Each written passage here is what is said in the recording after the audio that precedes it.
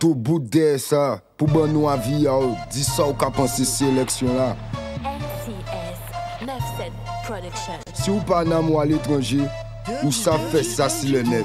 www.dispositifmediajeune.org. La politique, c'est vraiment trop chiant, ça me rend allergique. La politique, aller à l'école le dimanche, ça fatigue. Nous attendons le 18 novembre, si campus là pour Zoban nous avis à Zot et pour Zot prend la parole.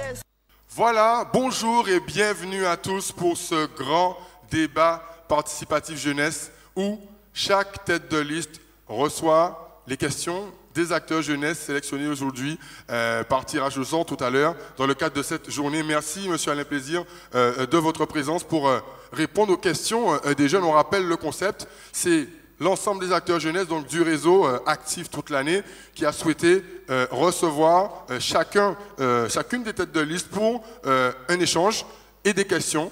Nous serons ensemble pendant 25 minutes.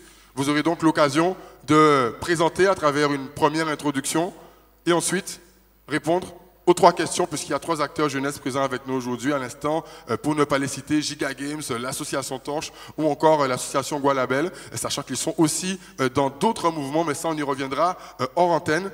À l'instant, Monsieur Plaisir, on vous écoute pour votre introduction. Le staff nous fera signe au niveau du timing, s'il vous plaît. On vous écoute, merci à vous, face aux acteurs jeunesse. D'abord, merci aux organisateurs, merci à tous ceux qui sont là, toutes celles. Et je suis content d'être ici, un lieu de culture, un lieu de connaissance. Et je suis content d'être avec des jeunes parce que c'est vrai qu'il y a un fossé de génération. Je ne côtoie pas les jeunes constamment, mais enfin j'ai deux enfants qui ont fait des études aussi. Et donc je suis à l'écoute de la jeunesse et surtout ma préoccupation en tant qu'homme, en tant que politique, avant j'étais syndicaliste, ma préoccupation c'est me préoccuper du sort de la jeunesse. Et la jeunesse, pour nous, on dit souvent la jeunesse c'est l'avenir de la Guadeloupe. C'est tellement évident, bon, c'est une banalité. Mais par contre, ce qui me préoccupe, c'est du fait qu'il y ait autant de jeunes au chômage, qui est 25% de Guadeloupéens au chômage, mais dans la catégorie des moins de 25 ans, vous avez 60% de jeunes.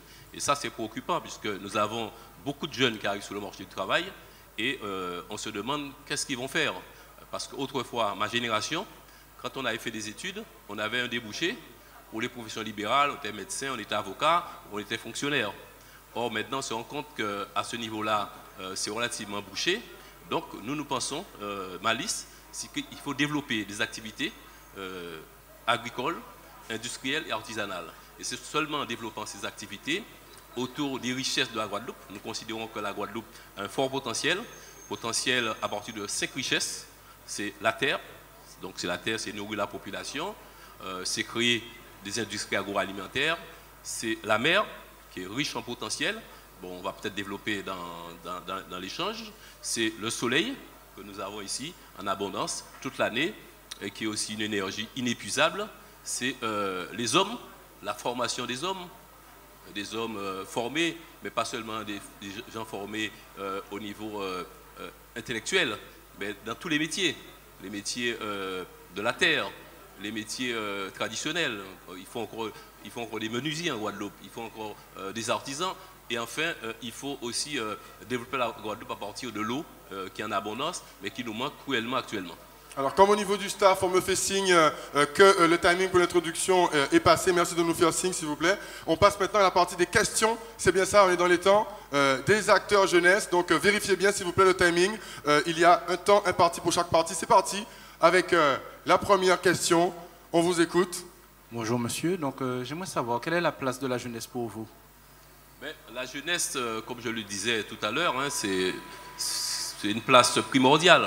Parce qu'on ne peut pas construire la Guadeloupe avec les retraités. Bien qu'il faut s'occuper de retraités, il faut une solidarité active avec les gens qui ne travaillent plus. D'ailleurs, peut-être que vous ne le savez pas, mais ce sont les jeunes qui paient la retraite des anciens. Donc si les jeunes ne travaillent pas, forcément, ils auront un problème avec la retraite. Donc pour nous, la jeunesse, si moi je milite comme ça, c'est pour la jeunesse. Donc la jeunesse, pour moi, est au centre des préoccupations de nos politiques. Devrait être en tout cas au centre des préoccupations de nos politiques. Alors, concernant les questions, timing, s'il vous plaît, au niveau de l'association Torche. Est-ce qu'il reste encore du temps sur cette première question ou est-ce que ça peut cumuler pour la suite? Vous souhaitez rajouter une réponse? Il reste encore 2 minutes, je crois, sur cette question ou bien on passe à la suite? On passe à la suite. Très bien. Alors, deuxième question avec notre deuxième intervenant. On vous écoute. Alors, bonjour monsieur. Bonjour. Moi, la question c'est par rapport au prix du transport sur le campus de Saint-Claude. Donc nous montons et descendons à chaque fois. Donc le prix est de 2 euros, ce qui revient à 4 euros. Et sur la durée, ben, quand on monte ensuite, pour moi j'habite à Anse-Bertrand par exemple, et que je dois payer le transport qui est de 7,50 euros. Donc au bout du compte, je touche une bourse qui est toute petite et au final, ben, on est submergé sur nos dépenses. Ce qui fait qu'on voilà, on nage, quoi, on se noie. Donc, alors, le transport, est-ce que vous habitez sur le campus ou est-ce que vous faites ça tous les jours? Ben, une fois sur 2, je redescends normalement à Anse-Bertrand. D'accord. Donc, effectivement, si ça 2 euros pour un étudiant, ça fait beaucoup puisqu'il n'a pas de revenus. Il vit ou de sa bourse ou de l'aide de la famille. Donc, nous pensons qu'effectivement, il faudrait trouver un système déjà beaucoup moins cher. Alors, comment faire moins cher? S'il s'agit de transport privé, on ne peut pas dire à la personne, à l'entrepreneur de baisser ses prix. Par contre, on peut envisager un financement pour le transport des étudiants. Donc, si nous sommes à la région et nous pensons y être, nous allons dire qu'il faut voter un budget pour financer le déplacement des étudiants. Voilà. Donc, ça viendrait en compensation, c'est-à-dire qu'il y aurait une aide directe aux étudiants. Très bien. Donc, il reste encore du temps sur cette question. Des précisions ou bien on passe à la dernière question avant la question décalée.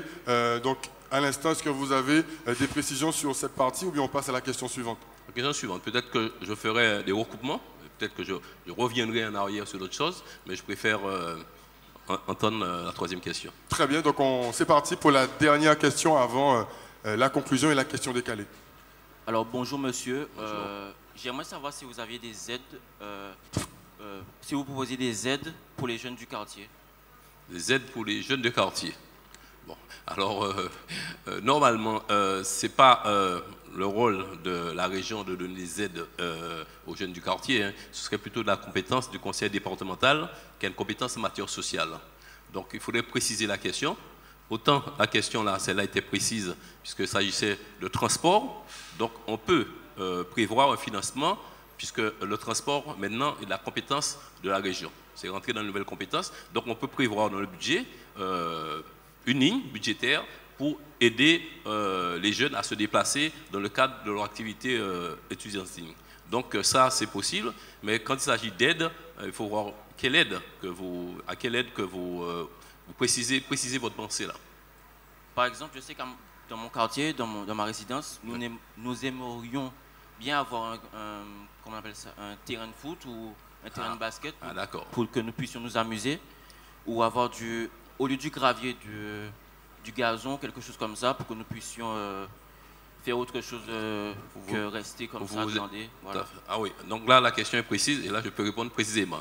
Effectivement, dans les compétences du conseil régional, il y a une compétence en matière de sport et de culture. Donc là, ça concerne l'épanouissement des jeunes. Donc effectivement, il faut qu'il y ait à côté de sport d'élite, aider les footballeurs à faire carrière, mais il faut qu'il y ait sport de masse pour que les jeunes s'épanouissent, puissent avoir des loisirs, mais en même temps que tout le monde ait une activité physique. Parce que si les gens n'ont pas d'activité physique, eh bien, on a des gens qui ne sont pas en bonne santé, on a des gens qui ont un malaise aussi. Donc il faut développer l'activité physique. Et donc nous, effectivement, nous allons répondre à cette préoccupation, faire des terrains de jeu, des terrains de sport, pas sous le gravier, puisque le gravier ça fait mal, sur une pelouse. Donc là, ça fait partie des préoccupations qu'un homme politique doit avoir. Alors, il faut savoir que vous avez un budget en temps normal, quand il n'y a pas d'emprunt, un budget d'environ 550 millions. 550 millions, vous avez 250 millions à peu près pour le fonctionnement, pour payer les fonctionnaires, payer l'électricité, tout ça. Ensuite, vous avez un peu plus de 250 millions à investir. Donc, il faut faire des choix. Et nous considérons que l'homme doit être au centre des priorités de l'homme politique. Si les gens ne sont pas épanouis, si les gens ne travaillent pas, eh bien forcément il y aura un malaise. Et le malaise va déchaîner des passions, comme on le voit dans d'autres pays. On voit bien que qui est-ce qui fait des attentats? Ce n'est pas dans les beaux quartiers. Ce sont des gens, des quartiers difficiles, ce sont des gens dans les banlieues qui se sentent abandonnés, qui sentent qu'ils sont exclus de la société. Or, pour ne pas être exclu, il faut le travail et il faut aussi les possibilités de s'épanouir au niveau de la culture, au niveau du sport. Donc nous, on ira dans ce sens-là. Voilà, donc voilà pour les premières réponses. On va passer maintenant à la dernière partie. Combien de temps reste-t-il sur les 25 minutes, le temps qu'on nous réponde? On va passer à la partie questions décalées à l'instant avec Lionel qui va nous rejoindre. Donc tu peux venir maintenant. Questions décalées. Alors c'est une manière de poursuivre un petit peu l'échange, mais en restant dans une ambiance conviviale et jeune. Alors Lionel, je te laisse. Tu peux récupérer donc le micro. On dirait que c'est toi qui es en campagne en fait. Alors tu peux te rapprocher ici. Oui. Il est en campagne. Ne votez surtout pas pour lui. Je vais l'embaucher. Très bien. Alors on écoute la question décalée. Il ne nous reste que 8 minutes dans cet échange avec le candidat. Alors, avant toute chose, comme c'est une question surprise, afin de garder la surprise surprenante, nous allons choisir un nombre entre 1 et 10. Attention, roulement de tambour pour le choix. Allez-y. 8. 8. C'est parti pour la question numéro 8. Niska est. Attention, le public, vous ne soufflez pas. Niska est 1. Une marque de café. 2. Un artiste français. Ou 3. Une filière de formation. Je ne sais pas. Oh. Bon, comme on est sympa, vous avez le droit d'appeler un ami. Bon. Ah, un ami. Parmi les jeunes là. Ah, il a fait appel à un jeune. Alors, le jeune, Niska est-il une marque de café? Un artiste français ou alors une filière de formation? En tout cas, ce n'est pas une marque de café. Bon, donc il y a déjà 2 choix. C'est déjà 2 choix. Donc ça reste un artiste français ou une filière de formation. Toujours pas d'avis? 50-50? Allez, répétez encore. Un artiste français ouais. Ou une filière de formation? Niska. Niska. C'est écrit en français, c'est écrit comment ça s'écrit? N-I-S-K-A. Ça fait un peu suédois. Donc, suédois, ils ne font pas de café et on fait bien que c'est un artiste. Alors, après une analyse poussée, je dois dire très bien définie, c'est une bonne réponse. Niska est un artiste français. Un artiste français dont on a déjà détruit le son suite aux campagnes décalées que beaucoup de gens ont pu entendre. C'était pas moi. Hein. C'est une école, ça. Voilà, donc merci pour la question décalée. Alors, combien de temps reste-t-il pour la conclusion de monsieur le candidat, en tout cas tête de liste? On peut aussi rappeler le nom de cette liste. Il nous reste combien de temps d'antenne? 7 minutes. Donc c'est parti pour la partie conclusion. Vous pouvez porter des précisions au niveau des questions ou si vous souhaitez qu'ils en reposent d'autres, libre à vous pour clôturer ces 25 minutes d'échange. Je propose qu'il pose encore une question. On y va pour la suite des questions. N'oubliez pas de rapprocher le micro. Alors en fait c'est c'est par rapport à la question de monsieur qui a dit tout à l'heure par rapport à l'épanouissement des jeunes. Mais en fait, c'est par rapport qu'à Saint-Claude aussi, nous avons un terrain, mais qui en fait n'est pas habilité. Donc nous avions des montants pour le basket, nous ne pouvons pas en faire. Et ça fait, depuis que je suis là, c'est-à-dire ça fait maintenant 2 ans, ça va faire 2 ans que je suis là, et il n'y a rien qui a été fait. On parle de pétitions, de trucs à faire, mais rien n'avance. Et donc nous, on essaierait... On fait avec les moyens du bord, mais on ne peut pas utiliser le terrain. D'accord, ok. Alors, je répète que notre liste s'appelle Alternative, populaire et citoyenne. Alternative parce que nous pensons qu'il faut un changement radical dans notre société.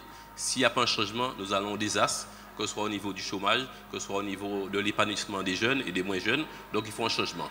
Populaire parce qu'on s'adresse au peuple, et citoyenne parce qu'on s'adresse aux citoyens, c'est-à-dire des gens... qui se comporte en citoyen. Un citoyen, c'est quoi? C'est quelqu'un qui a un bout de papier et qu'il ne jette pas par terre parce qu'il sait que c'est un bien commun. Parce qu'il y a des gens qui vont nettoyer leur maison, impeccable, mais qui vont jeter les poubelles n'importe où. Donc, citoyens. Alors, nous disons aussi dans notre programme, que vous aurez bientôt, que nous sommes pour la démocratie participative. Nous, on ne veut pas tout décider d'en haut. Nous allons inviter les jeunes, les organisations de jeunes, je ne dirais pas états généraux parce que c'est un grand mot, on va inviter des délégations de jeunes et on va prendre en compte leurs doléances, pratiquement les cahiers de doléances. Toutes ces choses-là que vous venez de dire là, je pense qu'il faut que ce soit inscrit dans les orientations de la région. C'est-à-dire qu'avant de voter le budget, chaque année, on procède aux orientations budgétaires. Alors, je prends un exemple de démocratie participative. Si on avait demandé aux Guadeloupéens qu'est-ce qu'ils voulaient maintenant, là, en 2015, qu'est-ce qui est votre préoccupation essentielle? Je parle de la population générale. Les gens auraient dit, c'est le problème de l'eau. L'eau ne coule pas dans les robinets, c'est un grave problème pour nous. Les gens qui ont des restaurants, des hôtels auraient dit, il faut de l'eau parce que les touristes s'en vont. Alors, qu'est-ce qui s'est passé? Parce qu'on n'a pas écouté la population, on a fait le Memorial Act, qui ne correspond pas à un désir de la population. On ne dit pas que c'est mauvais, mais la préoccupation des Guadeloupéens, ce n'est pas ça.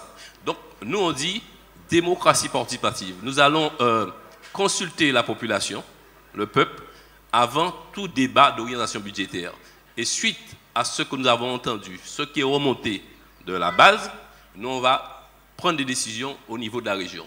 Et nous allons également rendre compte aussi. C'est ça qu'on appelle la démocratie participative. Parce que s'il n'y a pas de démocratie participative, il y aura toujours des gens qui se sentiront exclus. Donc voilà ce qu'on veut faire. Voilà, et donc là, il ne reste qu'une minute d'émission pour clôturer cet échange entre la tête de liste et les acteurs jeunesse. On rappelle qu'il n'y a que 3 places tirées au sort. C'est le cas pour chacune des têtes de liste. On vous écoute. 45 secondes pour la conclusion. Vous pouvez parler de l'opération d'aujourd'hui, des acteurs qui sont présents ou encore d'un sujet de votre choix. On vous écoute. Ben, je suis déjà content de voir cette jeunesse dynamique, hein, parce qu'on voit les visages épanouis. Donc ma préoccupation, c'est me mettre au service de ces jeunes-là. Parce que si je fais de la politique, je ne suis pas un politicien professionnel. Les gens qui suivent un peu la politique connaissent mon parcours. J'étais syndicaliste pendant 40 ans, j'ai travaillé la moitié de ma carrière en France. Et j'ai un certain nombre de connaissances au niveau économique et j'ai aussi des connaissances au niveau social. Donc, je n'ai pas l'intention de faire une carrière politique.